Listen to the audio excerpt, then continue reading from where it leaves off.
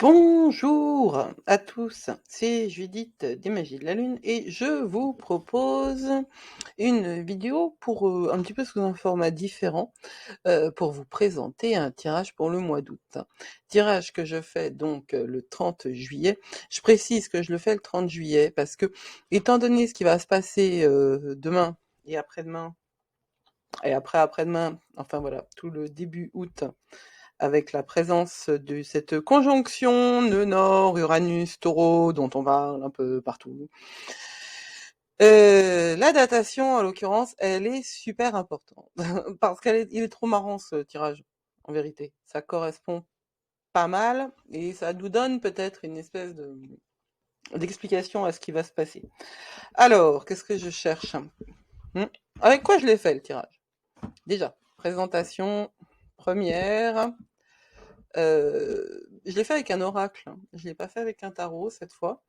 C'est l'oracle de l'astrologie de la lune noire, si on enlevait mon majeur, ce serait mieux, de Suzanne Shepherd, qui est un très bel oracle. Je le trouve très très beau en termes d'illustration. Il est pas simple à manipuler, mais il apporte des choses qui sont intéressantes. Je vous montre aussi le, le spread, c'est-à-dire l'étalement que j'ai choisi. Étalement qui est donc qui utilise 5 cartes. C'est un étalement extrêmement typique de ce que je fais et de la manière dont je travaille, c'est-à-dire qu'au centre, on a à l'horizontale une espèce de croix traditionnelle, c'est-à-dire avec une dynamique qui va du passé au futur. Et puis on a aussi cette transversale là, verticale, qui, de son côté, j'ai cru que j'allais me faire attaquer par un pion, une colombe, pardon, qui de son côté, pardon, nous éclaire, nous donne des informations sur ce qui ne nous apparaît pas. C'est-à-dire que la carte du bas, c'est l'ombre, et la carte du haut, c'est la lumière. La carte du bas, c'est ce qu'on ne sait pas, c'est la dimension inconsciente, et la carte du haut, c'est la dimension des guides.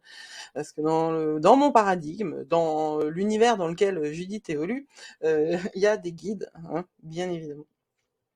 Bien évidemment, ça n'est pas nécessaire, il y a des guides. Voilà. Nous avons une équipe à notre disposition, encore faut-il savoir les appeler au bon moment. Alors, ces cartes. La première, c'est ici, c'est la carte 45 qui correspond à la part de fortune. Et la thématique, c'est l'accroissement. La deuxième, étonnamment, c'est Uranus, qu'elle associe au génie. J'aime bien. J'aime bien. Elle est subtile, Suzanne Shepherd, dans sa manière de concevoir l'astrologie, et ça m'intéresse beaucoup. Et en effet, ouais, il y a une dimension géniale, type incompris chez Uranus. La troisième carte, c'est là où l'on va, et c'est la Lune. La quatrième carte, eh bien, c'est Mars. Là, notre ombre, l'ombre collective pour cet événement, pardon, c'est pas l'événement, hein, c'est le mois d'août. C'est Mars, et la lumière, c'est les possessions. La maison 2, la maison des possessions. La maison 2, elle est associée à un signe dans le zodiaque. Quel signe au hasard? Le taureau. Le taureau. On a quasiment tout là. On n'a pas le nœud nord. La présence du nœud nord n'est pas signalée dans ce tirage, mais quand même, on a Uranus, on a le taureau, on a Mars. Je trouve que c'est assez raccord. Alors, qu'est-ce que ça nous dit tout ça? Comment je vais lire ça, moi? Et qu'est-ce que je vais en retirer? Cette dynamique-là, 1, 2, 3. Alors, la part de fortune, c'est un lot dans un thème. C'est un élément qui vient de l'astrologie arabe et qui correspond à l'humain. Ça ne correspond pas ni au divin, ni au spirituel. Ça correspond à l'humain, ça correspond à ce qu'on fait, à la construction, à la réalisation par nos petites mains dans notre réalité concrète et actuelle. C'est une carte extrêmement positive, c'est-à-dire c'est une carte de réalisation, de réussite. Si on avait tiré cette carte-là, comment dire, en perspective, à la position 3, on aurait eu eh bien, une réponse positive. Voilà. C'est une carte, c'est un petit peu comme, je sais pas moi, dans le Rider-Waite-Smith, enfin dans le tarot, ce serait l'équivalent du soleil, quoi. Ou de la... ouais, du soleil. Alors, en l'occurrence, elle est dans cette position d'où on vient. Ça veut dire quoi précisément? Pour moi, ça veut dire que ce qui va se passer là ce qui se passe au mois d'août, va nous éloigner d'une part de confort, hein. Mais pour nous y permettre d'y retourner de la manière la plus alignée possible. Parce que cette part-là de la fortune, c'est véritablement la dimension. Je suis en train de me faire agresser par une guêpe. Donc je la regarde parce que j'aime pas les trucs qui volent. Passons. Nous venons d'un temps où matériellement il y a quelque chose de l'ordre de la chance, matériellement il y a quelque chose de l'ordre de la réussite concrète. Si on place ça dans la perspective, par exemple, du monde dans lequel nous vivons, si on considère que le monde capitaliste et patriarcal d'où nous venons est un monde où la réussite matérielle est une réalité, et ce qui va permettre à chacun de vivre, hein, parce que c'est tendre vers cette réussite matérielle qui est la motivation globale et générale qui a amené à l'appauvrissement de la Terre, par exemple, si on, si on analyse les choses comme moi. Voilà. Sur un plan individuel, je pense que ça peut aussi, je veux dire, individuel, et puis si on le dissocie d'une lecture politique, nous avons eu la possibilité d'engranger, que ce soit des réalités ou des opportunités ou des études. Nous venons d'un temps d'accroissement. Moi, je pense que cette carte d'accroissement en première position, c'est-à-dire dans une position associée au passé, ou là d'où l'on vient, ça peut correspondre aussi à ce Jupiter qui s'est mis à rétrograder hier. C'est-à-dire que nous sommes baignés par ces énergies-là, où l'accroissement comme vecteur énergétique, c'est pas obligatoirement ce qui va nous être le plus porteur. Là où on est, c'est Uranus, le génie. Alors Uranus, évidemment, c'est une carte qui représente l'énergie de cette planète. Dans ce deck là, on a des cartes, pour les planètes, comme pour les signes, comme pour les points énergétiques, les maisons, etc. Uranus, c'est l'éclair. C'est le génie au sens fulgurance. Ça va mettre la zone. Ça va mettre la zone. Ça va tout bouleverser. Uranus, c'est un grand humanitaire, mais pas personnel, quoi. C'est l'énergie du Verseau, vous voyez, celle de l'amitié, celle du lien entre les hommes qui va au-delà des individus et au-delà de l'ego, hein. L'énergie d'Uranus est une énergie qui se détache de l'ego. C'est l'avant-dernier signe du zodiaque, c'est donc l'avant-dernière maison, c'est donc l'avant-dernier élément que l'on doit apprendre avant de rentrer dans cette conscience du tout uni que représente le poisson. Et donc, Uranus, c'est aussi les technologies, évidemment, c'est le progrès, c'est l'électricité. En position, où l'on est, on est dedans. Si on voit ça en termes de sociétaux, on vient d'un temps, d'une période tendue vers le progrès et l'accomplissement et l'accroissement et voilà, la croissance, quoi. On est un petit peu bloqué aujourd'hui pour bien des raisons, et ce sont des raisons qui sont liées à l'irruption de nouveau dans un système qui fonctionnait pas pour tout le monde, mais qui fonctionnait. Et où on va? On va vers la carte de la lune, de l'âme. Alors, la lune, on la comprend souvent très très mal. C'est une énergie qu'on dit féminine, douce, fluctuante, etc. La lune, c'est le corps aussi, hein. C'est le corps. C'est là que s'inscrit cette énergie. C'est dans le corps. Si vous voulez savoir comment quelqu'un réagit à quelque chose, vous pouvez voir son ascendant. Le soleil vous donnera la raison pour laquelle il a agi comme ça. L'ascendant vous donnera un petit peu la couleur du costume. Mais véritablement, la manière dont ça va impacter, c'est la lune, par le corps.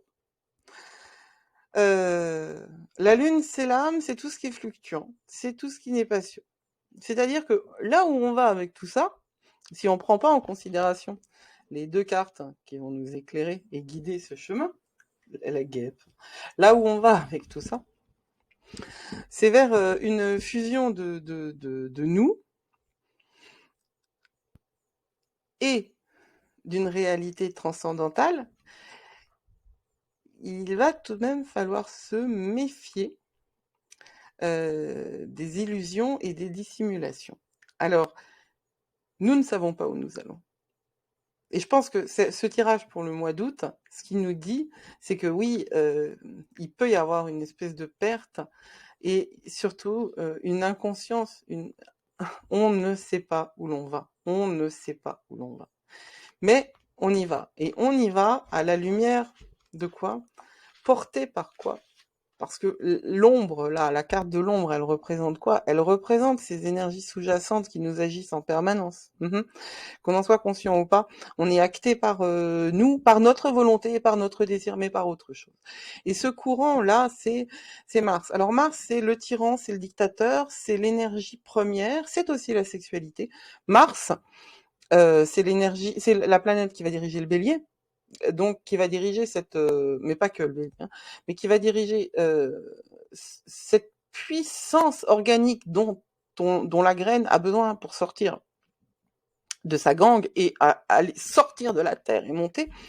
Mars, c'est la capacité de combattre. Alors en sous-jacent dans ce thème, il y a la puissance de ce combat, notre puissance, notre dimension guerrier. Comment agir? Voilà.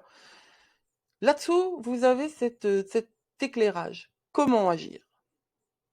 Comment agir pour protéger vos intérêts ou agir rapidement sur un projet? C'est la passion, c'est la stimulation qui est liée à votre âme. Et pour la lumière, parce qu'on va revenir sur l'ombre, mais pour la lumière, c'est la maison 2, la maison des possessions. C'est donc associé au signe du taureau, mais dans la dimension de domaine dans lequel cette énergie va se jouer. Cette carte est en bonne position pour quelqu'un qui s'intéresserait à la dimension matérielle, et en vérité, on doit tous s'intéresser à la dimension matérielle parce que nous avons un corps et nous devons le respecter. Nous ne pouvons pas être uniquement spiritualité et transcendance. Donc, la lumière, c'est vers les possessions. Et l'ombre, c'est le combat. Et la rangée du milieu nous dit que nous passons d'un système d'accroissement à un système d'introspection par l'irruption des énergies uraniennes qui mettent la zone, je prends toujours la même expression, mais zone. Pourquoi? Parce que c'est zone de combat aussi. Et parce que tout ça, ça se joue aussi bien à l'extérieur qu'à l'intérieur, hein, as within, so without, c'est-à-dire ce qui se passe à l'intérieur se passe à l'extérieur, as above, so below, ce qui se passe en haut se passe en bas. Ça veut dire quoi ça? Ça vient des tables d'émeraude d'Hermès Trismégisте. Et qu'est-ce que ça nous dit? Ça nous dit que nous sommes fractales. Ça nous dit que notre microcosme est en parallèle avec le macrocosme dans lequel nous vivons. Alors, nous venons d'un temps où l'accumulation des possessions était clairement à l'ordre du jour. Uranus met là-dessus quelque chose de véritablement transformatif et de bouleversant et de révolutionnaire.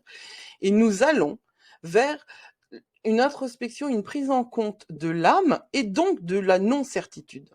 Nous passons d'un temps purement humain à un temps beaucoup plus transcendantal. Le mois d'août peut permettre ça. Ça peut être un voyage intérieur et personnel qui sera associé, porté, par une dimension énergétique, et de toute façon le mois d'août va être énergique.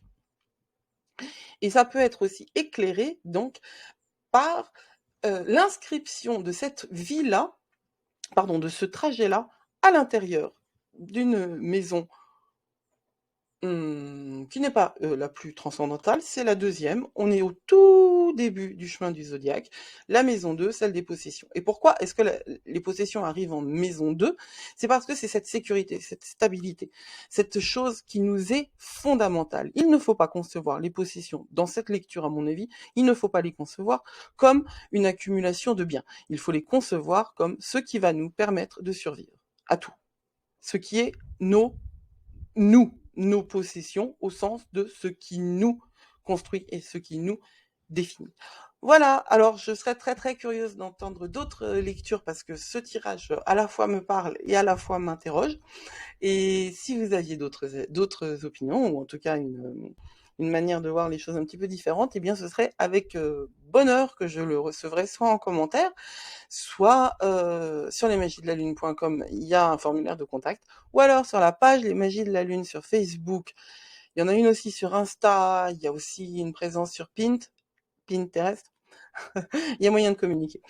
N'hésitez pas, prenez soin de vous surtout, et à bientôt.